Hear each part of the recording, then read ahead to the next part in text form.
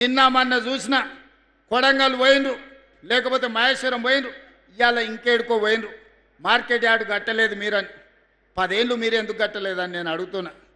పెళ్ళి చేసినా, కొత్తగా పెళ్ళైనా పిల్లనో పిల్లగాడో పుట్టాలంటే 9 నెలల్లో 10 నెలల్లో అవుతుంది కదా.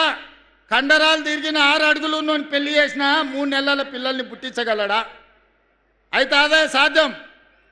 దానికి ఒక ప్రక్రియ, ఒక విధానం ఉన్నది. పెళ్ళైన ఎవరికైనా 9-10 నెలలు పడుతుంది పండంటి పిల్లగాడినో బిడ్డనో చూడాలంటే. అట్లనే ప్రభుత్వం 10 సంవత్సరాలు మీరు ఎలగబెట్టని పనులు ఎన్నిటినో గొప్ప గొప్ప పనులను చేసినాం. ఇంకా చేయాల్సినవి ఉన్నాయి.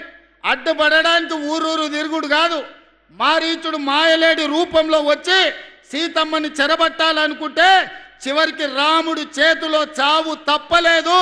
మళ్ళా కూడా నేను ఈ వేదిక మీద నుంచి మళ్ళీ చెప్పదలుచుకున్నా, ఇక్కడ ఉండే ఆదిలాబాద్ బిడ్డల సాక్షిగా ఆనాడు పిప్పిరిలో బట్టి గారు, ఆనాడు నేను ఇంద్రవెల్లిలో ఇక్కడి నుంచే దీక్ష భూని ప్రజాపాలన తెస్తామని చెప్పినాం.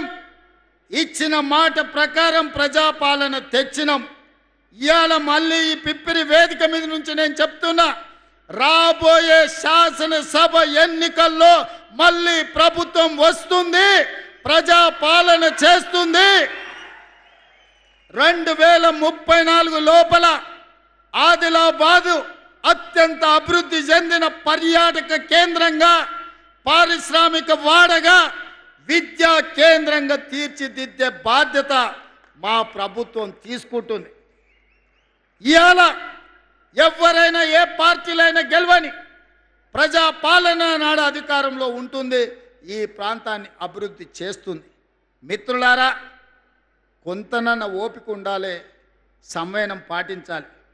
10 ఏళ్ళు వాళ్ళు చేయలేని పనులు, 10 ఏళ్ళు వాళ్ళు సృష్టించిన గందరగోళాన్ని, 10 ఏళ్ళు 8 లక్షల కోట్ల రూపాయలతో అప్పుల్లో రాష్ట్రాన్ని ముంచితే ఒకటొకటి పరిష్కరించుకుంటూ వస్తున్నాం.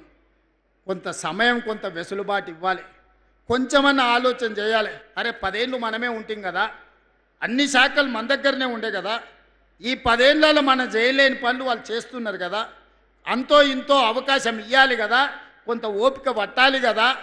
సంసారం ఏర్పడంగానే ఇంట్లో ఒకవేళ విడిపోతే మనకు గిన్నెలు, చెంబులు, స్టవ్లు తెచ్చుకోవడానికి కొంత సమయం పడుతుంది. ఏర్పాటు అయిన తర్వాత సంసారాన్ని సరిదిద్దుకోవడానికి కూడా కొంత సమయం పడుతుంది. అంత సమయం కూడా ఇవ్వకుండా నాకు వజ్రాలు తేలేదు, వైదూర్యాలు కొనలేదంటే సాధ్యమవుతుందా? అట్లనే ఈనాడు 6 గ్యారంటీలలో ఇంతకుముందే బట్టి విక్రమార్క గారు చెప్పినారు, ఆర్టీసీ బస్సు ఇవ్వలేదా, ఆరోగ్యశ్రీ పథకం ఇవ్వలేదా, సన్న బియ్యం ఇవ్వలేదా, 200 యూనిట్లు ఉచిత కరెంటు ఇవ్వలేదా, ఇందిరమ్మ ఇండ్లు ఇవ్వలేదా, ఈరోజు ఆడబిడ్డలకు ఆర్టీసీ బస్సులు కొనివ్వలేదా, అదానిలాగా ఈరోజు సోలార్ పవర్ విద్యుత్తు ఇవ్వలేదా? ఇలా చెప్పుకుంటూ వెళ్తే అరగంట మేము చేసింది చెప్పగలం. అసెంబ్లీలో మాట్లాడదామంటే రారు. ఏందా నువ్వు చెప్పేది వింటా అంటే చెప్పరు. ఎంతసేపు ఉన్నా లొల్లి పెట్టాలి, యాగి చెయ్యాలి, బురద జల్లాలి, ప్రజల్ని మభ్య పెట్టాలి. ప్రజలంతా అమాయకులు కాదు నాయన. మీ సంగతి చూసిండ్రు, 10 ఏళ్ళు చూసిర్రు. మీరు ఎన్ని పరిశాన్లు చేసిరో ప్రజలకు తెలుసు. ఆనాడు నేను అడుగుతున్నా, పెళ్ళా మొగుడు మాట్లాడుకోవడానికి కూడా భయపడేది, ఫోన్లో మాట్లాడాలంటే ఎవడింటాడో అని. అవునానే? రాజకీయ నాయకులే కాదు, ఆలు మొగుళ్ళు మాట్లాడుకుంటే కూడా ఇన్న రోజు. ఇవాళ బాజాబ్తో రోడ్డు మీదనే మమ్మల్ని తిడుతురు. ఏమన్నా అన్నామా? ఎప్పుడన్నా ఏమన్నా అన్నామా? ఎన్ని మాటలు మాట్లాడుతురు? ఏమన్నా ఎవరి మీద ఏమన్నా కేసులు పెట్టామా? ఎవరు నన్ను సతాయించినామా? అందుకే ఈనాడు తెలంగాణ ప్రజలు స్వేచ్ఛగా బతుకుతున్నారు. మళ్ళీ నిర్బంధాలు కావాలి, మళ్ళీ గడీల పాలన కావాలని ఎవరని కోరుకుంటారా?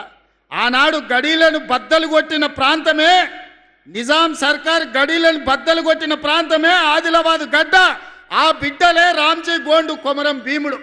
గడీలను బద్దలు కొట్టిన ఈ ప్రాంతం నుంచి నేను చెప్తున్నా, మళ్ళీ గడీల పాలన రానివ్వము, మళ్ళీ రాక్షసులను మమ్మల్ని పాలించే పరిస్థితి రానివ్వం.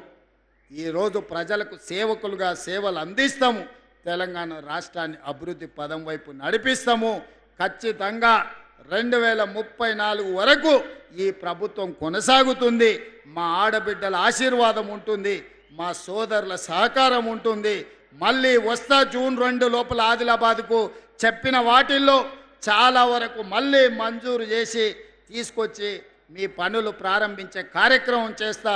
మళ్ళీ వచ్చే కార్యక్రమంలో ఇదే ఉత్సాహంతో ఇదే అభిమానంతో మనందరం కలిసికట్టుగా పనిచేద్దామని తెలియజేస్తూ మీ అందరి దగ్గర సెలవు తీసుకుంటున్న ధన్యవాదాలు మిత్రులారా.